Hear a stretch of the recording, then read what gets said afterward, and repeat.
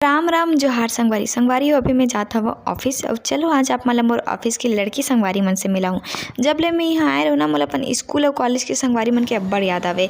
लेकिन यहाँ जब ले ऑफिस ज्वाइन करे मोर अतके जन संगवारी बनिस की संगवारी कम बहन ज़्यादा लगते। और ये वाला फोटो में सब कोई आप मन ला एक साथ देखे बार मिली। ये सबसे बेस्ट दिन रही से बे तो मिलात हूँ आप मन ला ओकर से। अच्छी दिख रही है, कैमरा भी अच्छा है, मोबाइल यार का बहुत अच्छे कैमरे से मैं हम अच्छे दिखने हाँ चाहिए। हम अच्छे दिखने चाहिए। ये है हम लोग की सहेली है। इसके चैनल को सब्सक्राइब करना, लाइक करना, कमेंट करना और इसको बहुत फेमस कर देना। अरे मेरे गाँव देख रहे हो कितना ब्लॉग कर रहा है।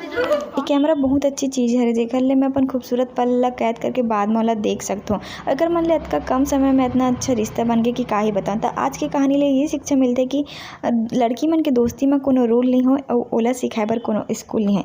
लड़की मन के दोस्ती तो ऐसे होते जेला कोई भूल नहीं पाए। और सिरतोन में बताऊँ तो दुनिया में सबसे खूबसूरत रिश्ता दोस्ती किया है। मिलता नया वीडियो में। टाटा संगवारी हो।